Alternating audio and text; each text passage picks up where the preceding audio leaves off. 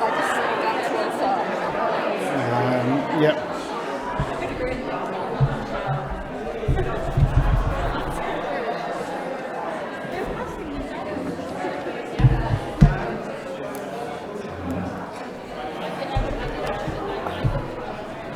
Okay, if I can ask you to return to your seats.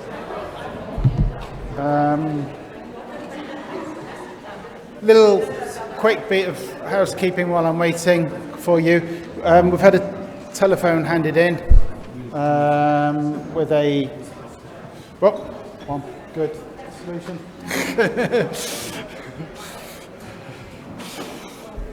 Okay. We can move on to the last session for today, which is starting with inspiring and enabling behavioural change, where we're going to be running a panel on this, and Kim Guneskera, who we met earlier from the Environment Agency, is going to be leading this panel. Okay, I hope you've all had a nice break.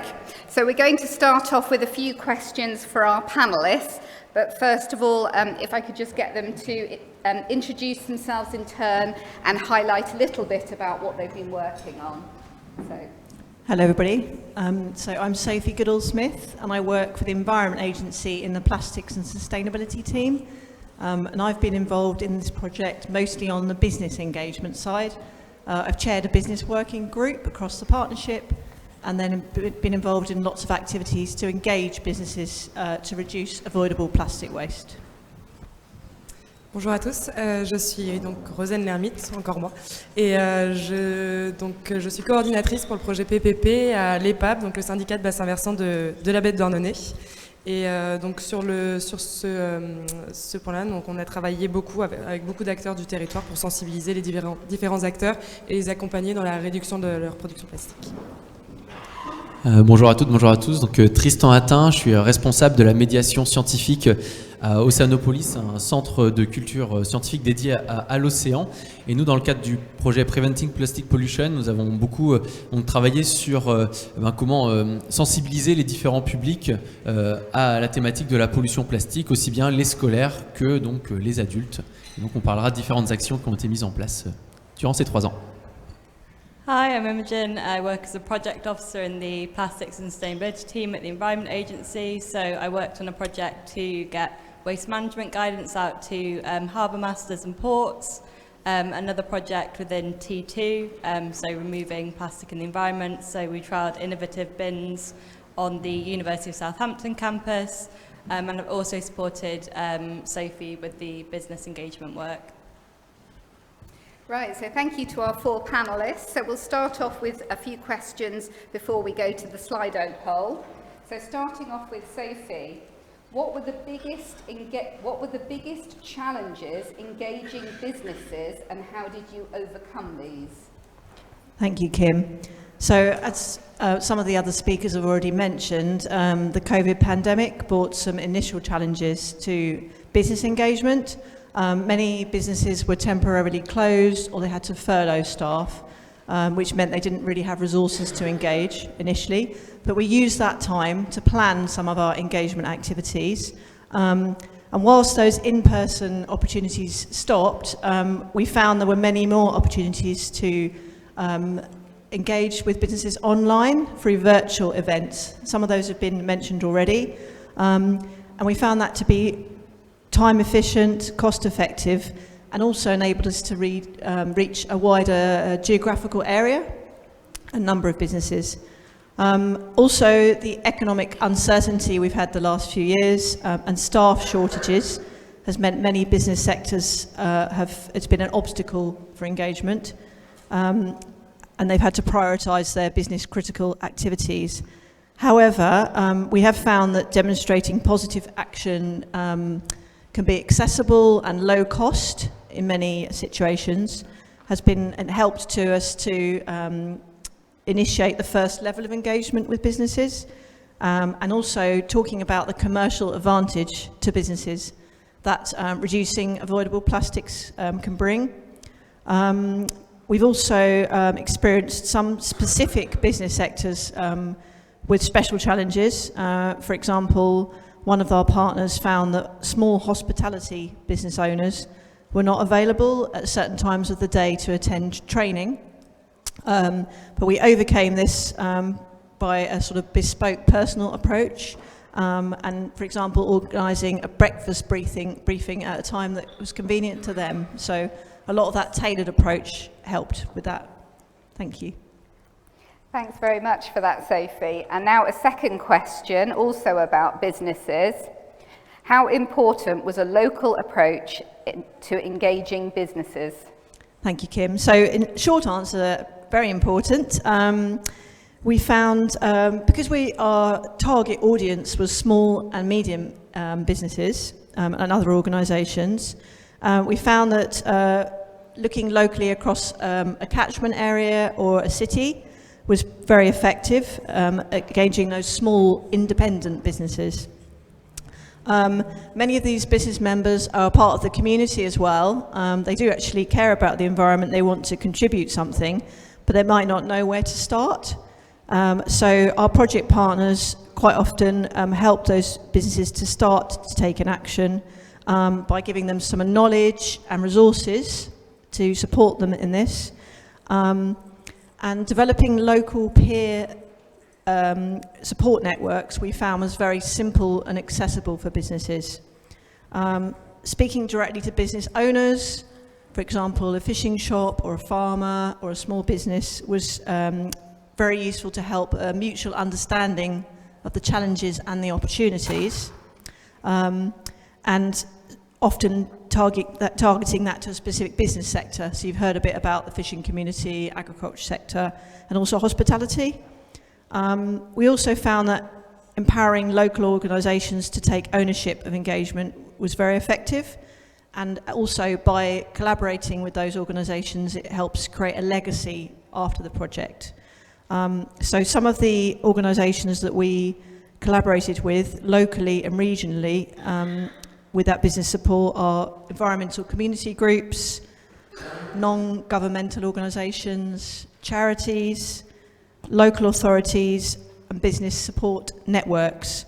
And a lot of these have got established communication channels, programmes of events, and existing networks that create a lot of opportunities to link businesses around the issues of plastic waste and pollution. Also, some of the partners developed a local charter or certification for businesses that could make a commitment, and we use that as a tool. So, for example, in Plymouth City, in Dorset, with the Litter Free Dorset Charter, and the Brest region as well, had specific local charters. And that helped also link businesses between each other to provide peer support. Thank you. Thanks very much, Sophie. That's great. Now we'll move on to Roseanne, who's been doing some work with campsites. So Roseanne, what were the benefits of having a travelling stand in a tourist area? Donc le fait d'avoir réalisé un stand itinérant de sensibilisation, ça nous a permis de nous positionner en fait sur des zones touristiques assez stratégiques. Je pense notamment aux marchés, aux offices de tourisme, aux plages, les musées, les campings justement. Donc ça permet de toucher vraiment différents endroits et aussi différents types de publics, des personnes qui ne sont pas forcément à la base sensibilisées auparavant à la pollution plastique. Parce que c'est des gens de passage, sur les marchés par exemple, c'est pas du tout des gens qui avaient pour but de venir se sensibiliser sur le sujet. Donc c'était vraiment intéressant pour ça. Et en plus, on a également fait des outils qui étaient très interactifs et un stand bien visible pour que justement les gens puissent venir nous voir de loin et du coup être intrigués et du coup vraiment toucher tout type de personnes. Pour cela, la maquette de bassin versant nous a beaucoup aidé parce qu'elle est assez imposante et assez visible et donc elle a été très utile et elle a attiré beaucoup de monde différent. Voilà. That's brilliant. Thank you, Roseanne. And now a second question. What were the needs or demands of the campsites regarding plastic pollution? And how did EPAB respond to those needs throughout the PPP project?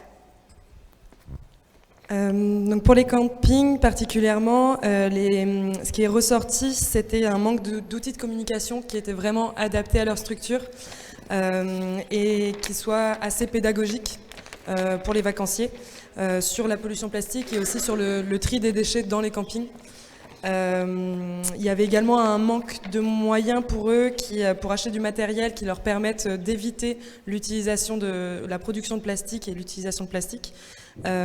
Et également des équipements qui soient plus ciblés pour le tri, pour aider les vacanciers sur le tri dans les campings. Donc pour pallier à ces manques, l'EPAB a travaillé avec un prestataire graphique pour produire des outils de communication qui soient plus adaptés à ce type de structure et qui soient assez visuels et qui reprennent des déchets qu'on retrouve communément dans les campings. Et ensuite, on a également aidé à financer du matériel de tri qui soit adapté donc, à ces structures. Et enfin, on a embauché donc les 2 étés précédents un animateur et une animatrice pour faire des animations dans les campings dédiées sur la pollution plastique et le zéro déchet et qui soient vraiment orientées pour les vacanciers et donc très interactives. Donc voilà. Brilliant. Thanks, Roseanne. Now we'll move to Tristan from Oceanopolis. So Tristan, as he mentioned earlier, did lots of work with education and young people. So Tristan, how did you reach students with different age groups? Merci Kim. Donc une chose importante, donc on est bien évidemment là pour parler de pollution plastique, de l'impact, de sensibiliser le public. Mais quand on va s'adresser à des scolaires, il y a un autre enjeu qui est important, c'est que tout ce que l'on va pouvoir évoquer rentre déjà dans les programmes scolaires, puisque cela va permettre finalement d'inciter encore plus les enseignants à intégrer cette thématique et de voir en quoi cette thématique est la pollution plastique. Ça va leur permettre aussi bien de parler d'environnement, mais aussi de faire du français, des maths, et ainsi justement faire par exemple un projet d'année sur cette thématique afin d'ancrer encore plus la sensibilisation sur cette thématique et ne pas être juste sur un atelier, un one-shot sur la thématique. Aussi, l'autre objectif, c'était d'ouvrir finalement la méthodologie éducative, sortir de ce côté atelier et surtout de mettre finalement, rendre les élèves acteurs de leurs connaissances sur la thématique de la pollution plastique, comme par exemple le développement d'un petit programme de sciences participatives dédié aux scolaires, mais aussi la réalisation de hackathons, où là c'est aux élèves de trouver des solutions et de co-construire ensemble dans leur classe différentes solutions pour limiter la pollution plastique. Donc là on n'est plus dans juste apprendre ce qu'est la pollution plastique, mais agir concrètement. Et un autre volet qui a été partagé par plusieurs acteurs dans le cadre du projet PPP, c'est aussi donc de mêler art et science, ce qui permet là vraiment aussi de toucher finalement là aussi des élèves qui ne sont pas tous sensibles aux sciences, sensibles à l'environnement, mais peut-être via l'art, on va transmettre des émotions, transmettre un ancrage émotionnel qui va permettre justement de sensibiliser encore plus sur cette thématique. Brilliant. Thanks, Tristan. That's great. And now a second question. How did you reach out to geographically remote audiences? Alors là, finalement, la crise sanitaire que nous avons connue, ça a été dans un certain sens un mal pour un bien. Ça nous a obligés, quels que soient les partenaires aussi, à imaginer des solutions à distance, en ligne, pour toucher donc, déjà le public qu'on ne pouvait plus toucher pendant la période de confinement. Et là, le développement d'outils numériques comme des ateliers à distance qui peuvent être là aussi très collaboratifs, nous ont permis finalement, une fois que le confinement était levé, de continuer à faire des actions pédagogiques auprès d'élèves venant de zones plus éloignés de la zone brestoise ou du bassin versant lui-même, pour aller à la rencontre de classes qui vivent justement à l'intérieur des terres, et d'essayer aussi d'adapter le discours, parce que pour montrer que finalement on est tous on a tous un lien avec l'océan. Et en effet, parce que même si on est très loin de la mer, on vit tous près d'une rivière, près d'un lac, d'un fleuve, et donc on a tous une action que l'on peut mener pour préserver cet océan. Brilliant. Thanks, Tristan. Now moving on to Imogen, who's going to answer a couple of questions about our work that we did with sports organisations. So Imogen, what approach did you take to engage with sports organisations?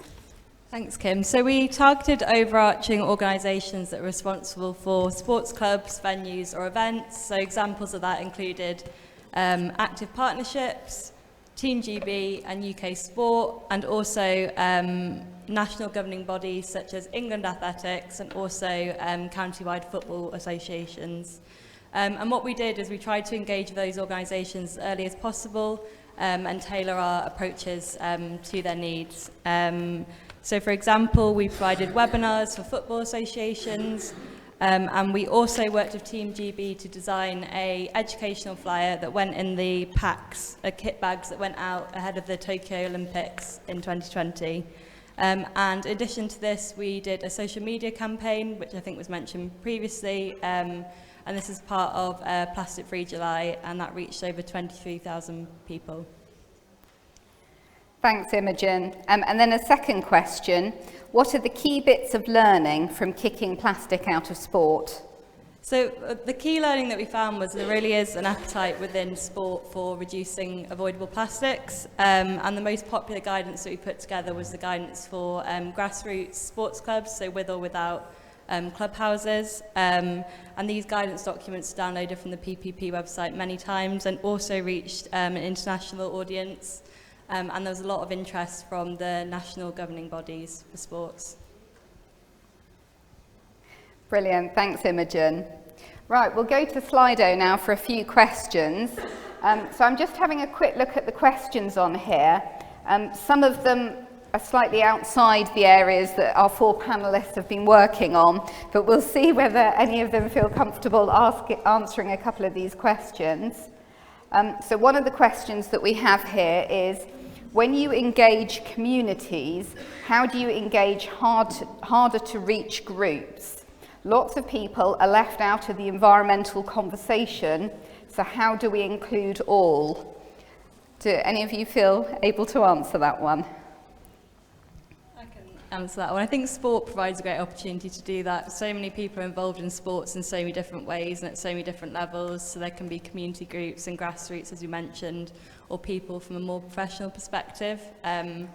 And a lot of people also watch sports, they don't necessarily take part in it, and athletes can be great champions of initiatives like reducing plastic, so it provides an opportunity to reach many, many different groups of people. Thanks, Don't mind Imogen. adding to that, Sophie? Kim.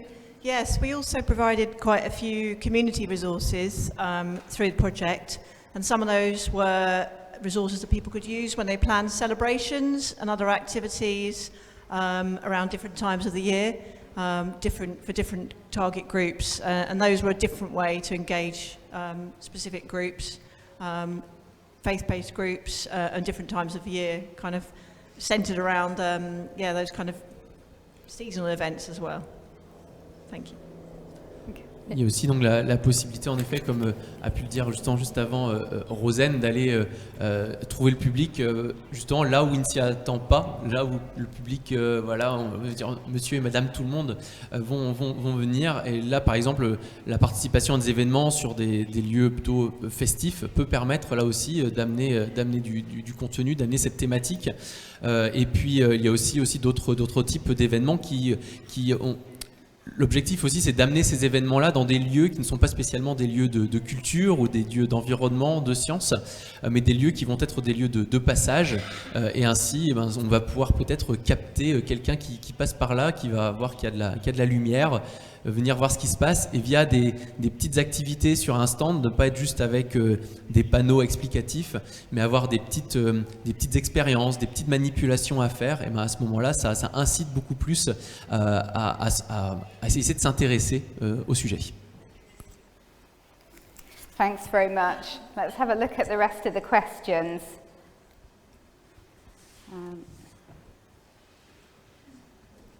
There's a question about regulatory, so I will leave that one for this panel. And there's a question here that might get touched on in the next panel, but I don't know if our panelists want to answer this. Have you evaluated the impact of the project in attitude and behaviour change in the wider communities? I don't know if any of you want to comment on that. C'est quelque chose de plus compliqué à faire parce que, comme on a dit, on est sur des événements, on voit passer les gens et on ne sait pas après ce qu'ils vont en faire. Il y a quand même alors j'ai pas les résultats, les données particulièrement qui ont été obtenues, mais il y a des questionnaires qui ont été distribués sur différents événements avec des questions qui étaient avant l'événement, après l'événement. Alors là, c'était plus facile dans le milieu scolaire, parce qu'il y avait ce suivi. Après, voilà, pareil, sur le grand public, plus difficile. Sur les scolaires, nous, ce qu'on a pu noter à Oceanopolis, c'est qu'on a vraiment senti, quand on revoyait une classe plusieurs fois, par exemple, qui venait, voir l'engagement déjà concrètement sur rien que le pique-nique, qui est un sujet rien qu'important et qui permet pour les enfants d'être confrontés directement à cette problématique de la pollution plastique. C'est-à-dire que tout le monde veut faire un pique-nique zéro plastique, zéro déchet, sauf que tout le monde veut son paquet de chips. Et donc à ce moment-là, il faut s'adapter, il faut trouver d'autres solutions. Et donc c'est déjà une première action concrète et montrer aussi la difficulté que c'est de limiter sa production de déchets.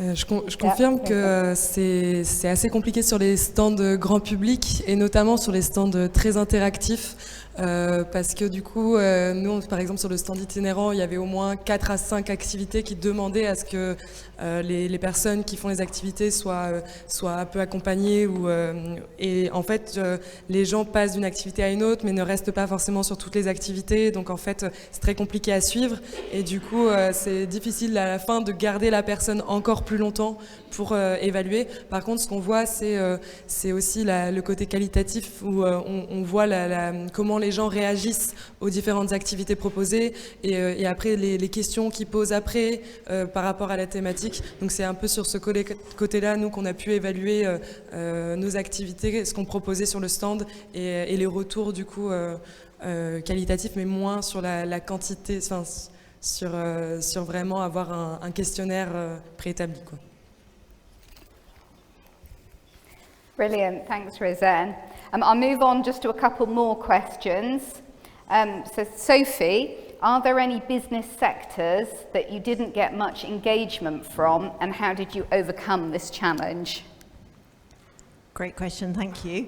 A lot of the events that partners run were general events that targeted a geographic area, so it was mixed businesses that attended, but there were other partners that targeted a specific business sector, such as hospitality, farming, and I mentioned fishing. Could you just repeat the second part of that, Kim?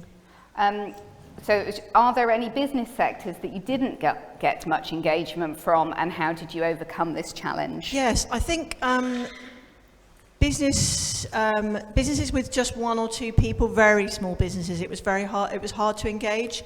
I think because they're so busy and don't have a lot of time to take out to come to an event. For those sort of very small businesses, it was hard to engage. And also, we engaged less with maybe the construction sector.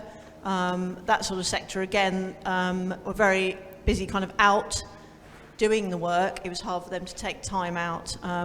But we did have successes, as I said, more with catering, fishing, farming, those sectors. Thank you. Thanks, Sophie. Do we have time for a final question? I think that was a yes. So one last question. Let me have a quick look. What guidance was provided specifically for ports and harbours? How was this distributed? Yeah, I can take that one. So it was looking at waste management good practice, so it was putting together pieces on waste management and making it simpler for harbour masters and fishermen to follow. And it also highlighted some of the economic impacts on fishermen of abandoned, lost and discarded fishing gear, and how that can reduce catch and things like that. And we distributed it in a couple of different ways. So we sent it out to people in influencing roles and governance. So it was sent out to harbour masters through the Harbour Masters Association, the British Ports Association, and also it went through organisations that work with fishermen. So the producer organisations, so the NFFO, and also Fishermen's Mission that also work with fishermen. So it went through a few different routes. Thanks, Imogen, that's great. Well, I think that's all we've got time for today. So thank you all very much for your questions, and if you could please thank our panellists.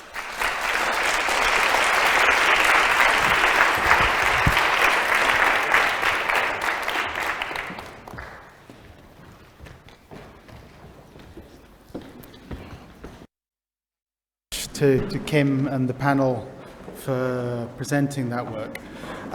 The next item on the agenda is work that we've done towards establishing plastic-free cities.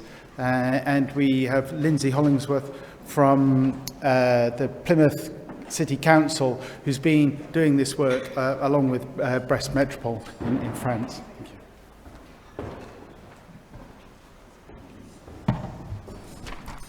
Just checking you can all hear me? Yeah, great. Brilliant. Thanks, everybody. Good afternoon. We're on the final push, so thanks for sticking with us. So my name's Lindsay, and I'm the project officer for Plymouth City Council, and I'll be talking along with Brest Metropole, who will be joining via video link at the end of this presentation.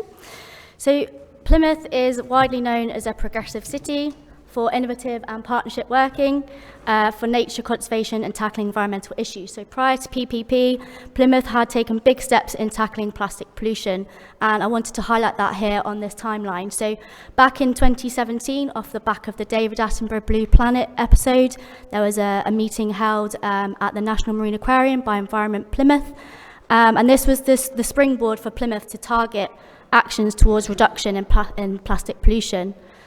In 2018, we saw the formation of the Plastic Task Force and the launch of the Plan for Plastics. Later on in 2018, we were awarded the plastic-free waterfront status by Surfers Against Sewage. And by taking the partnership working and the knowledge sharing from the plastic-free waterfront, we then gained a plastic-free city status. In 2020, with PCC as a Plastic Task Force member, we became a project partner of PPP. So there was already a really good platform for plastic reduction in Plymouth, and what we have tried to do through PPP is build on that partnership that was already there. So the Plastic Free Task Force is a... Okay. So the Plastic Free Task Force is a group of organisations across different sectors, including businesses, charities, academia, industry and commercial, that all come together across the city, bringing different viewpoints and ideas. And collaboratively, they work together to form and launch the Plan for Plastics. So the Plan for Plastics has a large number of actions which are split under different themes and are highlighted via different partners across the city.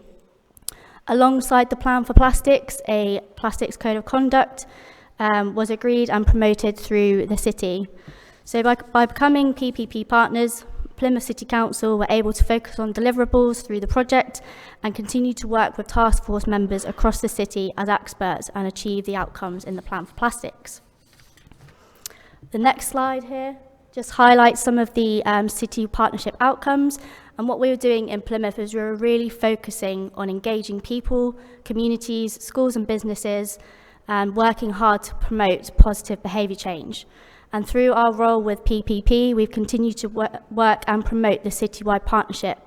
And we've worked with members such as the Environment Plymouth, who have delivered our amazing charter work, Ocean Conservation Trust, who have done our community beach cleans, events and schools workshops, and Princess Yachts, who have trialled some of our cigarette bins. We've also pushed this out wider to other organisations such as Odyssey Innovation, who have installed angling bins and worked with angling communities, various volunteer organisations, commercial divers, the list goes on. But just a huge thank you to all of those that have helped us achieve the results so far. So I think Kim mentioned earlier that we have developed a plastic-free directory, and this is a central platform for businesses and organisations to promote their plastic-free solutions. So we externally contracted a media company to produce an online directory that promotes businesses that have signed up to charters. And within Plymouth, we have bronze, silver, gold and diamond awards, depending on their organisational commitments. But not only is this platform promoting businesses and organisations throughout the city, it's also providing a platform for us to promote other work that have been done through the partnership, such as the Plastic Free Protocol and the Angling Guidance. But thinking ahead and post-PPP, we really want to continue the amazing work that's been happening here in Plymouth, and we want to continue the work through a legacy, and we have different avenues in Plymouth to do so. So we want the task force to continue to meet and push plastic-free solutions within the city, and a revised plan for plastics is on the horizon. We have climate connections, so within 2019, PCC declared a climate emergency and developed a climate emergency plan, which plastics is an important element of this.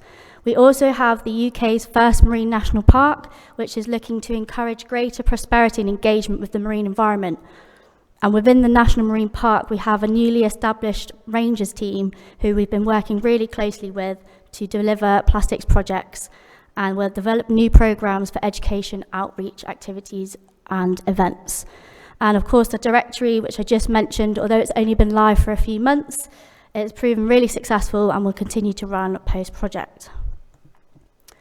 So I just wanted to touch on a couple of joint initiatives between us and Brest Metropole. Cross-channel working has allowed us to share knowledge and lessons learned and compare and explore ways at the working all partner meetings, and here are just a few examples. So across both the cities, we've been trialling different charters, targeting different sectors. Both cities have been trialling cigarette bins and ashtrays to reduce cigarette litter off the streets. And both cities have been utilising art as a way of engaging with local groups and youth groups, as well as trialling the different passive collectors, which we heard about earlier today. And I will now, hopefully, with some good technical, pass on to Brest Metropole.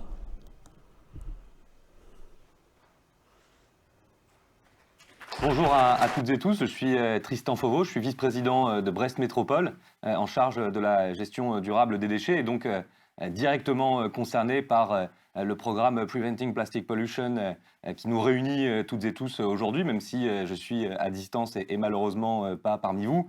Alors, à Brest Métropole, on est particulièrement heureux d'avoir participé à ce programme.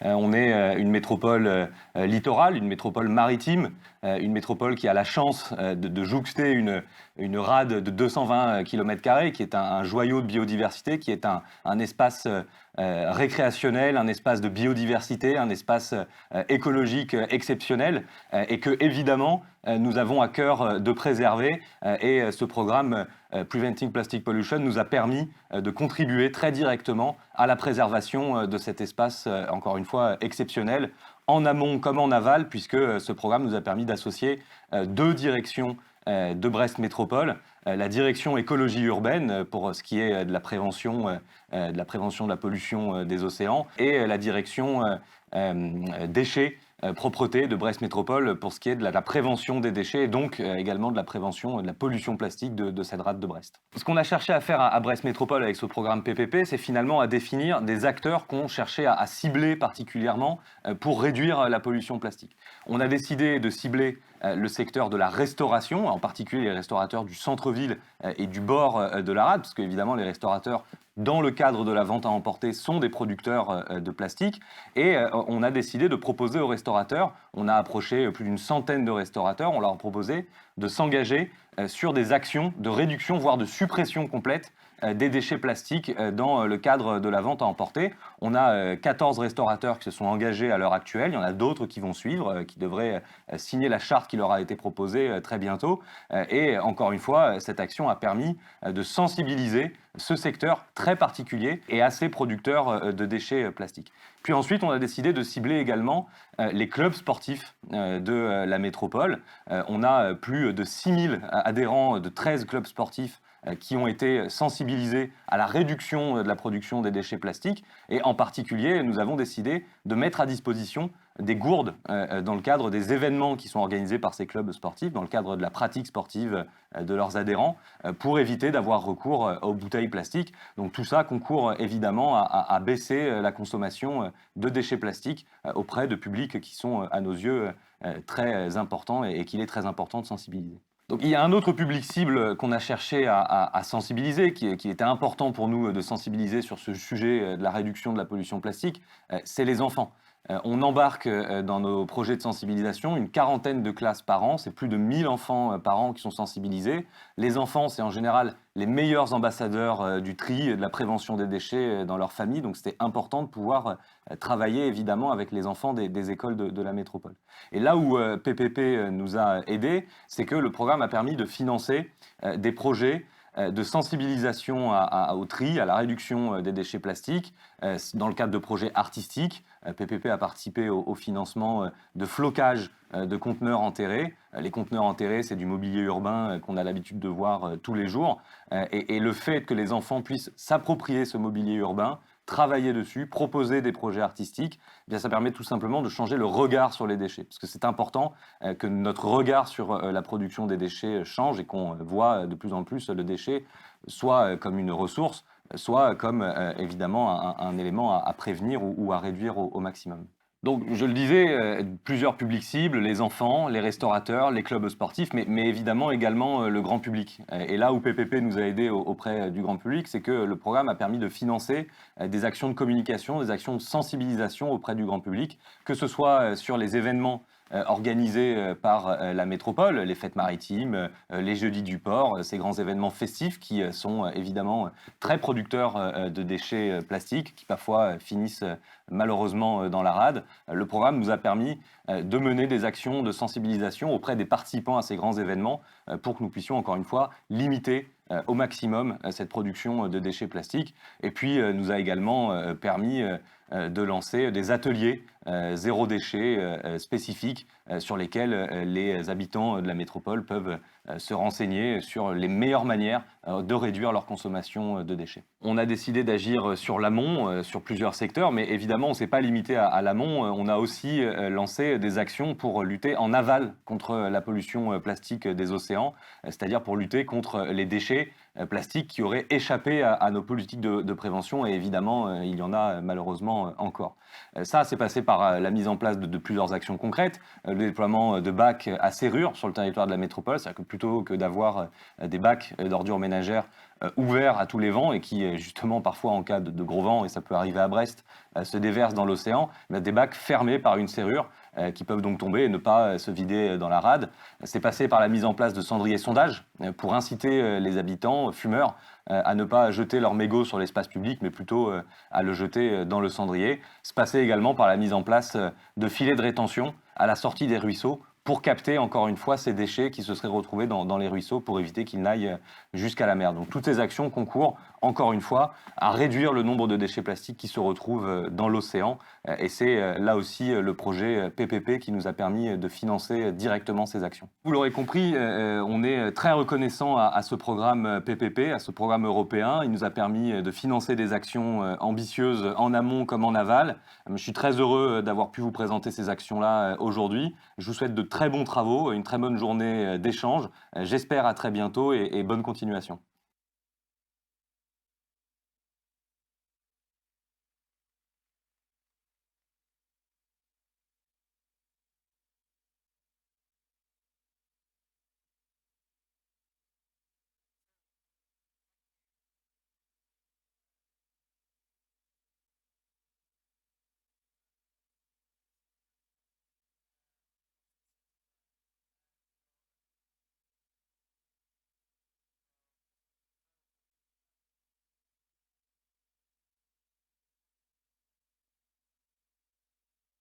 microphone's not on. Is it on? Ah, there. Okay, I'll start again.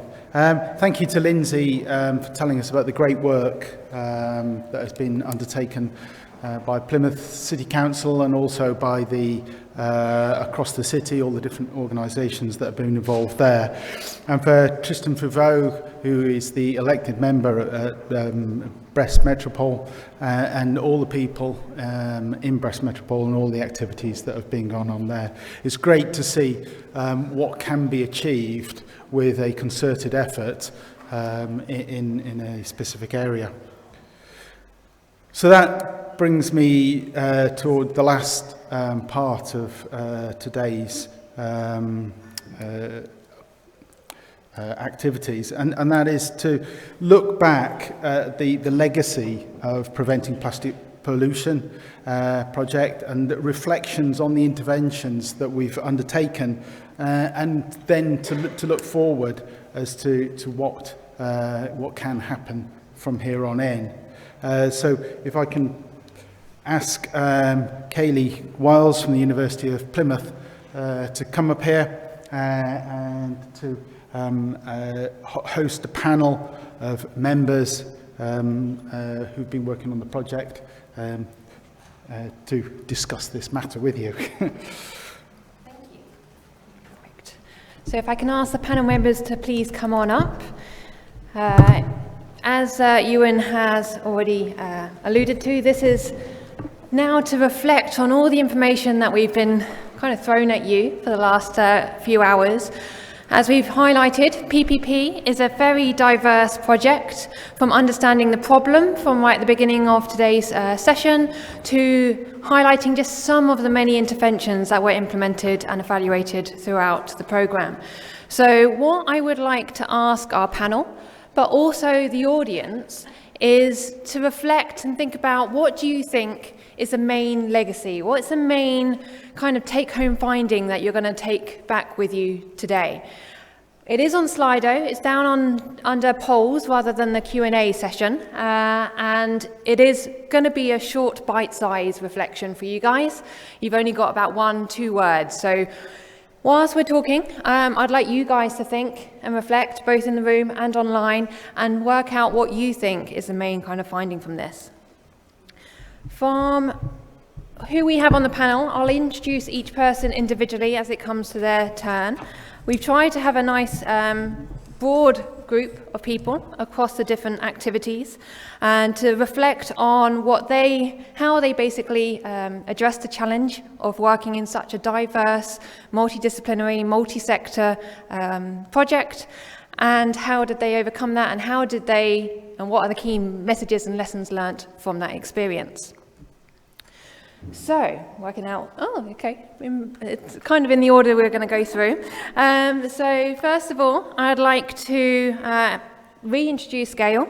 So, Dr. Durand and colleagues from Lavoisier, as you already heard, did a lot of work when it came to the catchment models and looking at microplastics, but they also engaged in other parts of the PPP project, for example, engaging schools. And so I would like to ask you, how did you address the issue of working in such a diverse project, and what are your main lessons learned?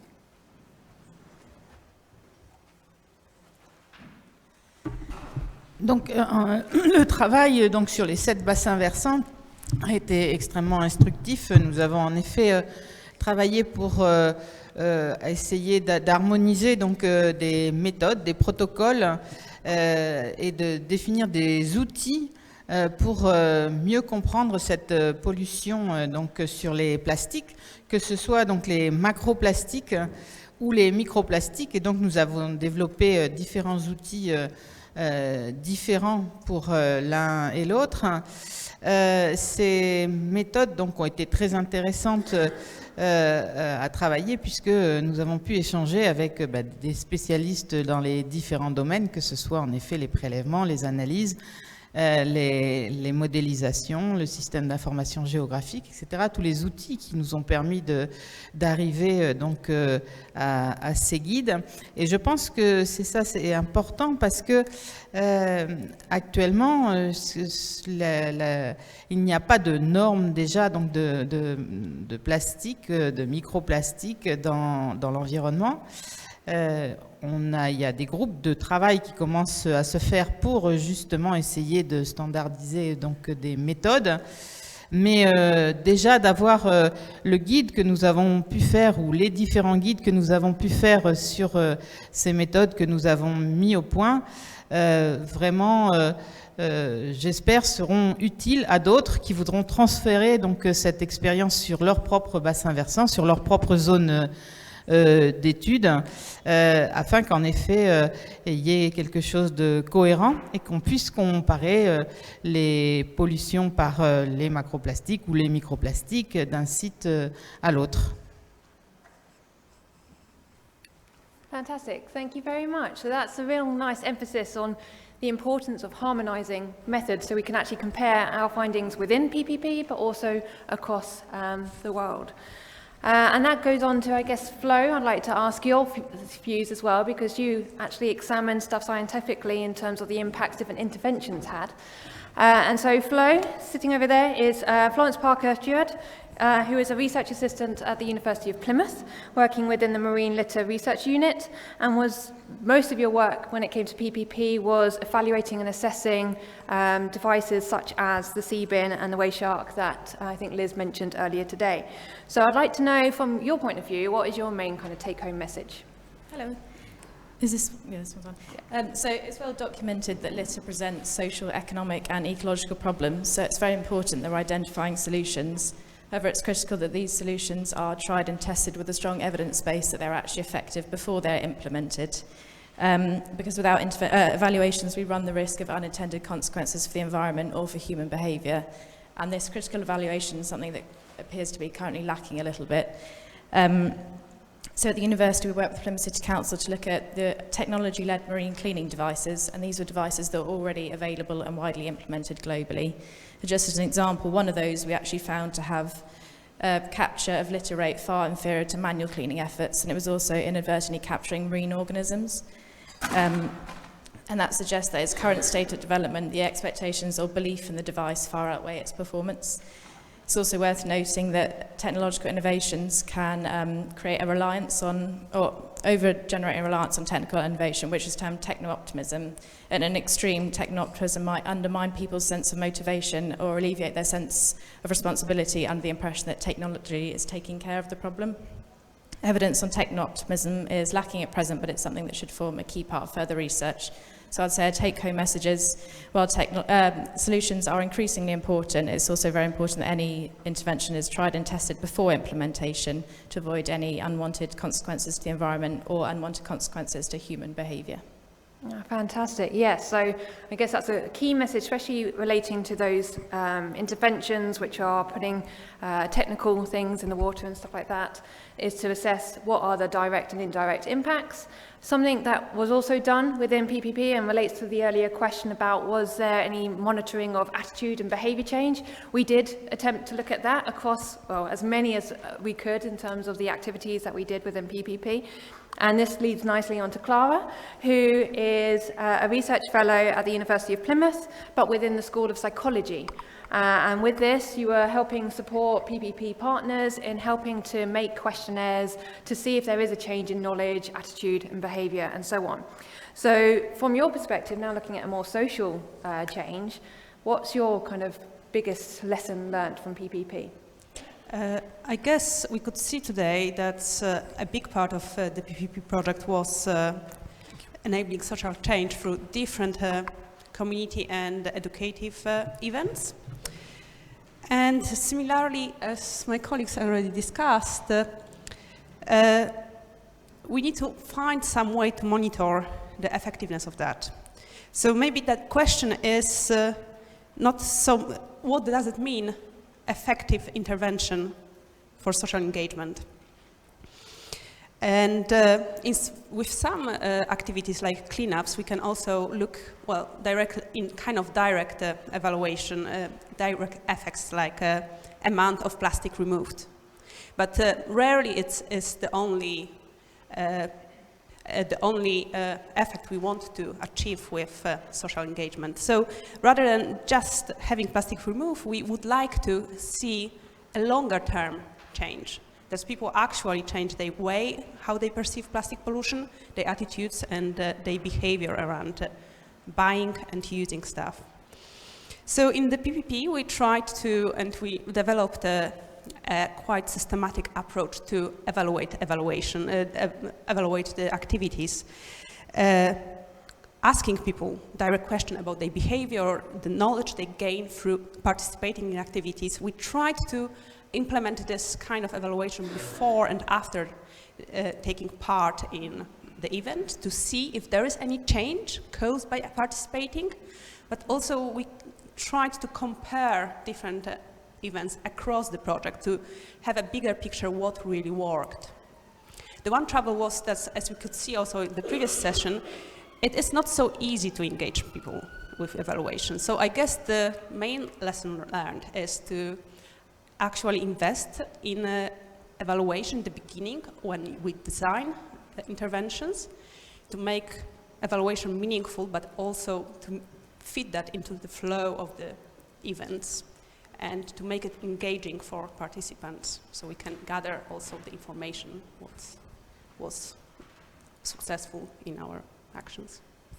Yeah, that's really nice. So it needs to be implemented and integrated from the start. And I think we have numerous experiences of trying to do that. And Kelly, you actually did a lot of that when it came to working within the Environment Agency. So Kelly Haynes here is, or was the STEM engagement officer in the plastics and sustainability team at the Environment Agency and was leading a lot of the work when it comes to project evaluation. So actually doing the activities and actually trying to evaluate it, from your point of view, what is the kind of biggest finding and taking forward? Thanks, Kaylee. I think that we were fortunate in that we were able to work with such a range of different groups, so from children and young people to communities to our own colleagues through the Plastic Champions Network. And I think the biggest challenge was getting them to engage with the evaluation process, and so everybody was very keen to get involved in the activities themselves and perhaps not so keen to extend the amount of time it took to then reflect on their actions, their impact, and then perhaps their future intentions, and particularly when that was an in-person event, that was quite tricky to do. So we worked really hard to look at how we could kind of design a combination of activities to try and capture that information. So if I use Plastic Champions as an example, we asked Plastic Champions to document the number of hours that they spent doing activities that were around reducing plastic pollution and the amount of litter that was removed in any of those activities if they were litter pick activities. And that was done on a kind of a shared database, so they could do that in their own time.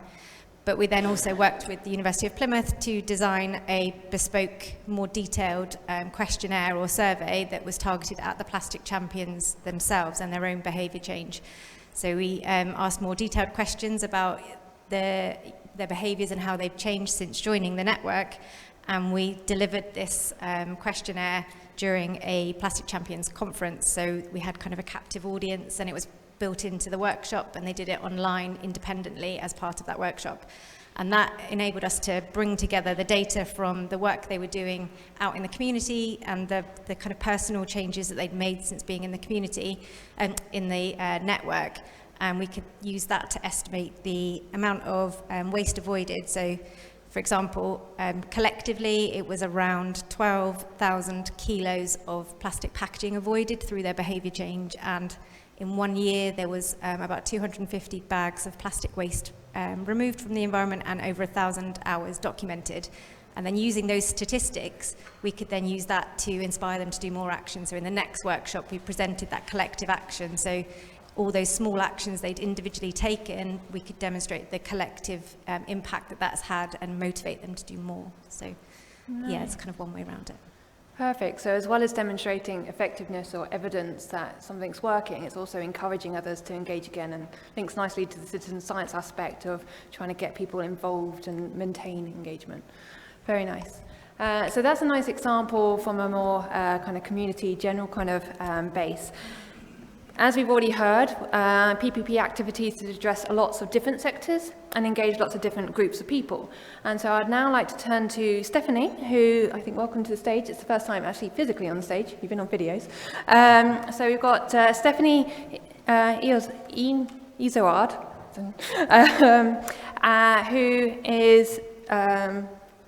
who works as an engineer at the Syndicate de Bassin of l'Elorn in Brittany, and was working within PPP in terms of installing the retention nets and engaging different groups of people. So from your point of view, what was the main kind of lessons learned and what would you use in the future? Alors, un des premiers enseignements que j'ai tiré du programme PPP, c'est vraiment l'importance d'associer les scolaires à toutes nos actions. Par exemple, mettre en place des macarons, ici commence la mer, à côté des eaux pluviales, c'est bien. Mais impliquer les scolaires, leur demander de réfléchir eux-mêmes où localiser ces macarons dans leur copine, leur faire installer eux-mêmes le macaron devant l'école, et bien là, ça va avoir beaucoup plus d'impact, aussi bien au niveau des scolaires qu'au niveau de leur famille. De même, convier les scolaires à assister au relevage des filets de rétention, les laisser analyser eux-mêmes le contenu, ben là encore, ça aura plus d'impact que de simplement écrire un article dans la presse. Un autre enseignement que j'ai tiré de ce projet PPP, c'est l'importance de relier toutes les bonnes volontés et de développer l'esprit de communauté. On a souvent des organisateurs de ramassage qui, d'un côté, vont chercher les bénévoles, et d'un autre côté, on va avoir des familles, des particuliers qui aimeraient pouvoir s'engager, mais qui n'ont pas forcément les bonnes informations. Pour pallier à ce problème, on a testé de créer une communauté de ramasseurs baptisée les Corrigans de l'Elorn. Le principe est très simple, si vous ramassez des déchets sur l'Elorn, ou juste si vous voulez ramasser des déchets sur l'Elorn, vous faites partie de cette grande communauté, les Corrigans de l'Elorn.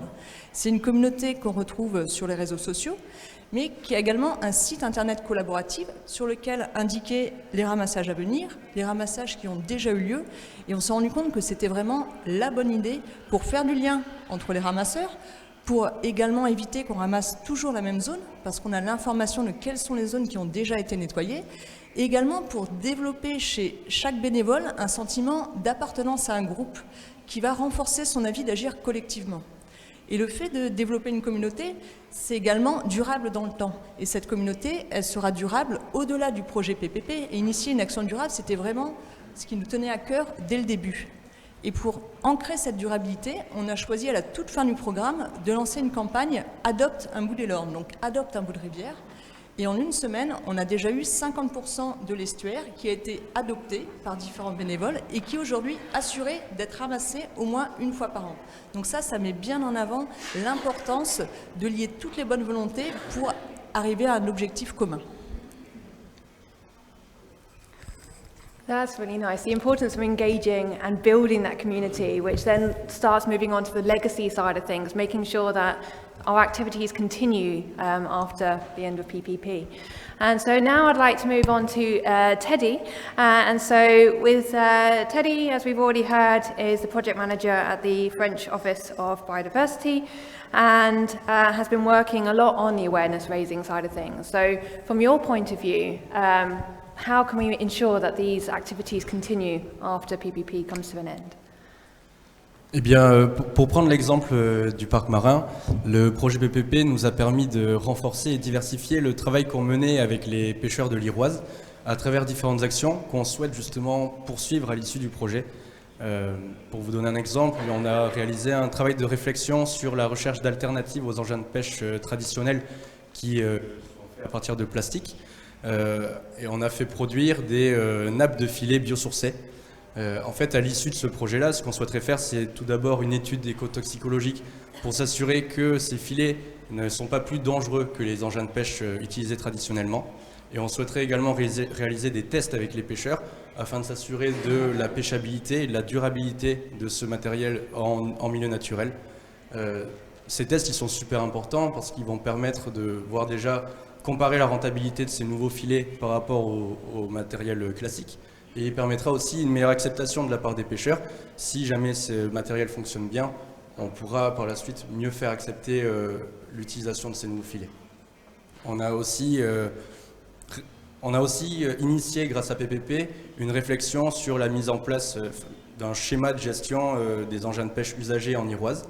L'idée là, c'était de pouvoir identifier à l'échelle locale les acteurs qui sont capables et compétents pour la collecte, le transport, le nettoyage, le démontage et la valorisation des engins de pêche usagés.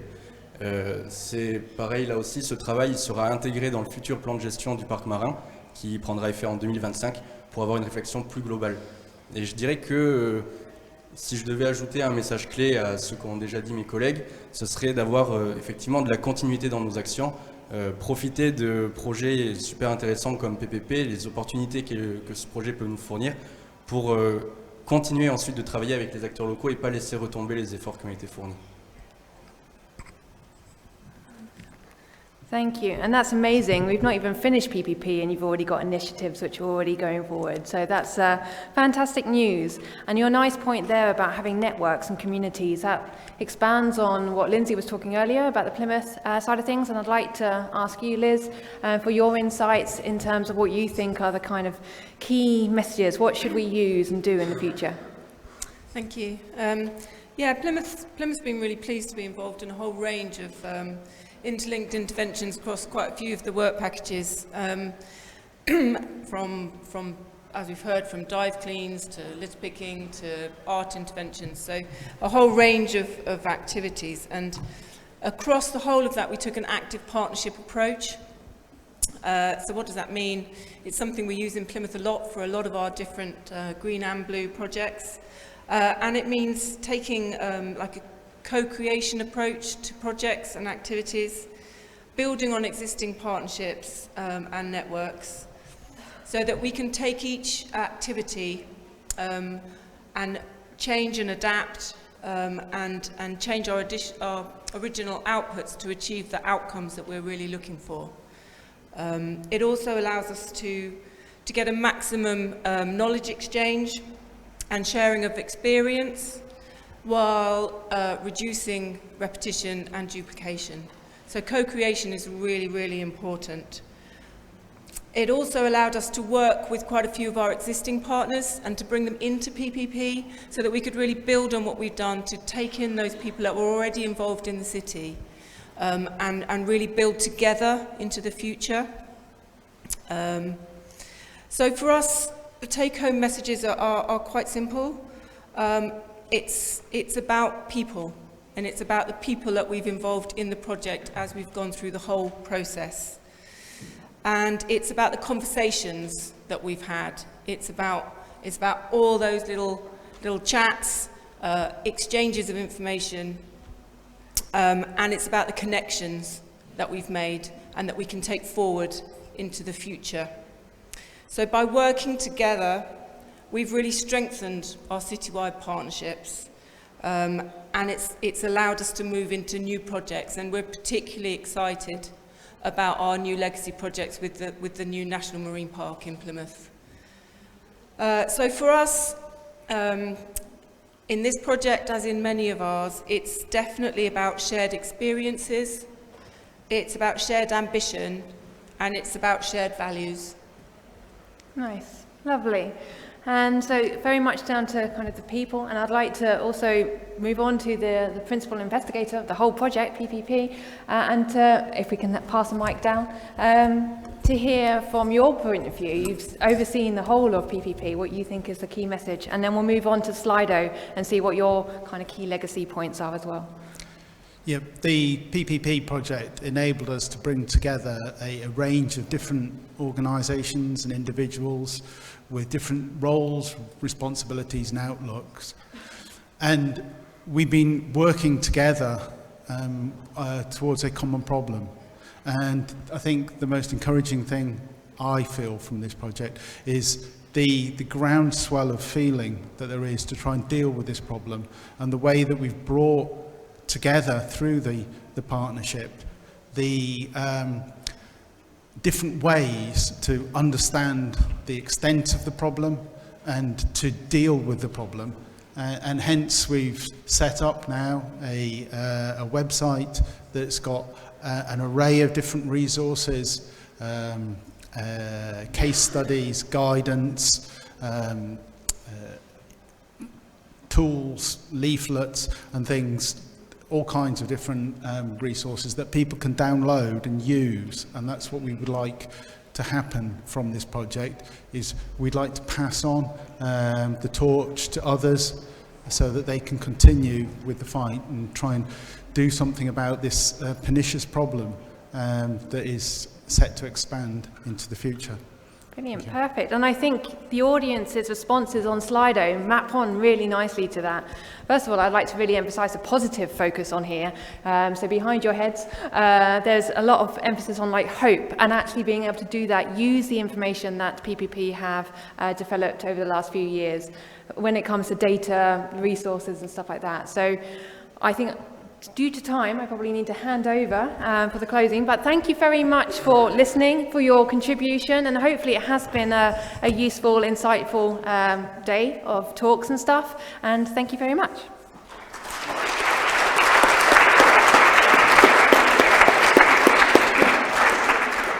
So I'll try to be brief. It's been a long day today, so thank you for being here. Thank you to all the partners that have contributed to this work, and particularly to Christelle and ONS, who've helped keep us on track, making sure that we've delivered in terms of the outputs and value for money for the project. But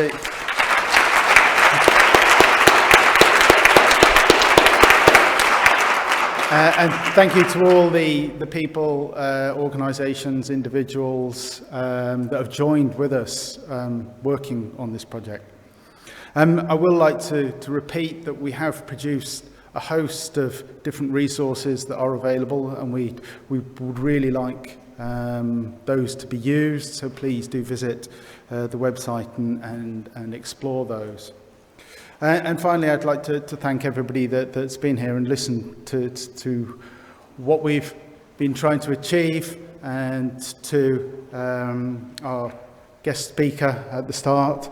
That was an inspiring start to today. But hopefully that will give us more of a push to take away from this meeting, from this project, into the future, to try and galvanise the feeling that I do believe is out there.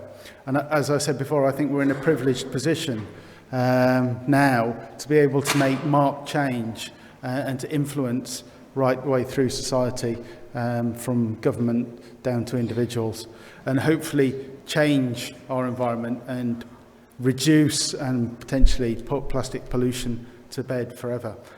So just thank you very much to everyone, and good night and safe journey home.